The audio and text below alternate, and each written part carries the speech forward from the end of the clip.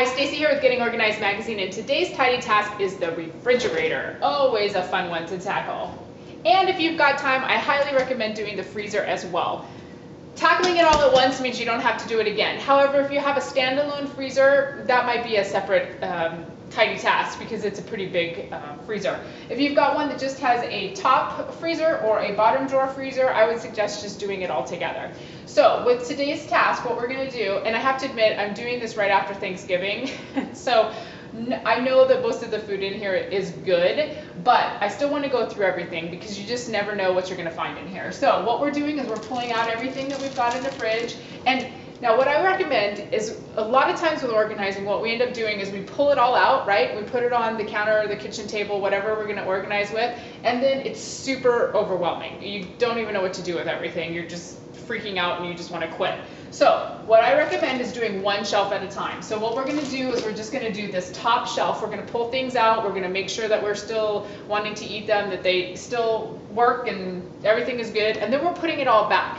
Then we're going to go through the second shelf and we're going to work our way down drawer by drawer, shelf by shelf. But that way too, if we get too tired, if something gets us pulled away, we don't have everything out on the kitchen counter and then trying to hurry and put it all back. So again, we want to kind of time this because with organizing, a lot of what happens too is you underestimate the amount of time it's going to take to do something. This is a fairly large fridge, and if I pulled out absolutely everything and then let's say the phone rang and I needed to go do something, I'm not going to have an opportunity to do that. So if I do it shelf by shelf, drawer by drawer, then if something comes up, I can easily put it all back together and I'm not going to be stuck in a situation. So that's really important when you're organizing, to do it step by step. Even though this is a tidy task, which is small, and we're not doing a whole room, we definitely want to do just bits and pieces at a time. So again, we're just pulling things out. We've got a yogurt here. We're checking expiration dates. If it's no good, we know we're not going to eat it. If you open it and you smell it, something funky is coming out. If you see green things or fuzzy things, anything like that, you should throw it away. So again, we're just touching everything in here. We've got some wonderful chicken bones for the dogs in here. We've got some turkey that's left over. We're definitely not getting rid of that because I'm looking forward to some leftovers later this afternoon.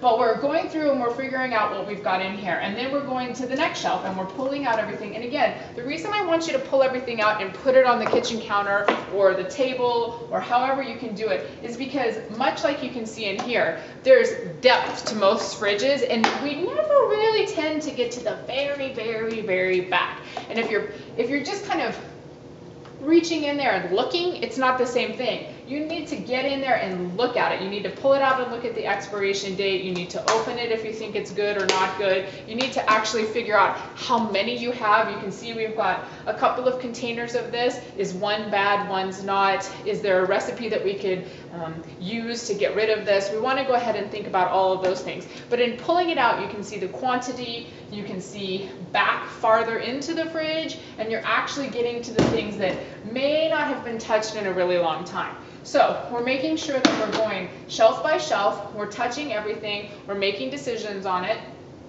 and we're figuring that out. Now, as we're going through things, the other thing that we can think about is our Tupperware situation or plasticware. So we've done a video on that as well. So if you're using a square container, that often works better in a fridge situation like this because the shelf is square, right? And so if you're using a round container, and here's a good example of that. We have a round container, we have a square container, and you can see that one is taking up, a different kind of footprint in the shelf.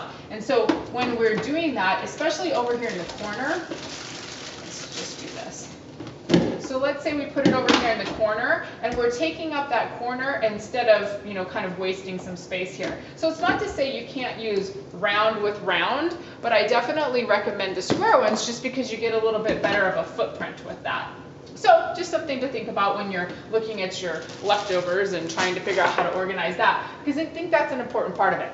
Now, one thing that we might recommend is to have, let's say, oftentimes you have specific drawers for produce or for meat, but we don't consider doing specific shelves for specific kinds of food. So oftentimes too, you might have your dairy or your liquids all together, but then everything else is just kind of a mess. You might want to consider having a leftover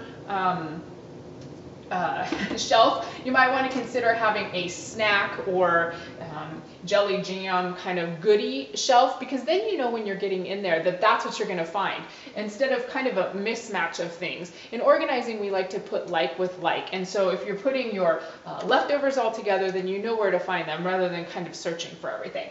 So again, we're just going to go shelf by shelf, drawer by drawer. We're going to pull everything out. We're going to figure out what we've got in there.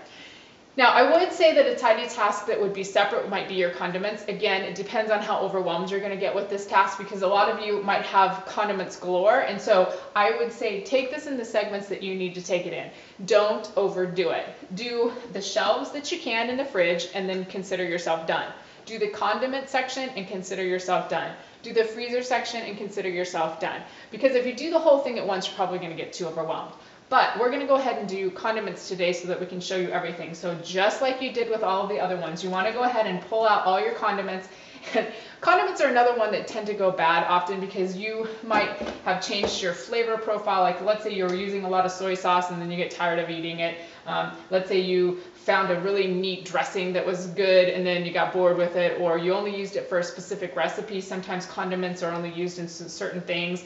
They expire, I swear, quicker than anything else in the fridge, just because we go, oh, that's hasn't been in there that long, and then you look at the expiration date and you're like, dang, that's really old. So what we want to do is we're going to pull out all of our condiments. We're going to put them on the shelf. We're going to look at the expiration. We're going to check them if we need to. A lot of times, if you haven't used it in a while, it might smell bad. It might have something growing on it. So you just want to go ahead and check that. I also think that now is a great time to clean out the fridge. So if you're doing a shelf, we want to just go ahead and take a cloth and wipe that over there. If you want to put any kind of a vegetable mat in one of the trays to help your produce stay fresh longer, there's also a product called a fridge coaster, which I'll put a link into the bottom of this video description. And it is a mat that you can use for your shelves in your refrigerator, and it kind of soaks up the odors and the stains and the smells, because I don't know about you, but if you've ever spilled anything on a shelf, especially like these glass ones, and they have a little lip, and then what happens is you have the sauce just kind of oozing into everything, and you have to take everything out. You have to clean it all. You have to put it all back. It's a super pain.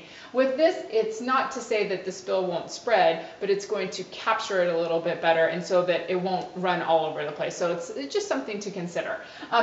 Turntables are a great idea for a refrigerator, especially if you put your condiments in here. That way you can spin it and see what's in the back. I also recommend, they now have what they call fridge bins and freezer bins. They are a clear plastic drawer that, much like any other plastic container that you would use in organizing, you just go ahead and put it into the refrigerator, and then you can pull out whole sections of things. So you can make a snack drawer, you can make a yogurt drawer, you can make a condiment drawer, and that way when you're pulling things in and out, that helps you get to the depth of the fridge, which is nice because, again, I think what gets lost most in the refrigerator is things that are way, way, way in the back that we kind of forget about. So if you use the fridge bins, which again, I'll put a link down in the video description, then you can easily access in the back, but then you can also categorize things a little bit better, which is really important in organizing.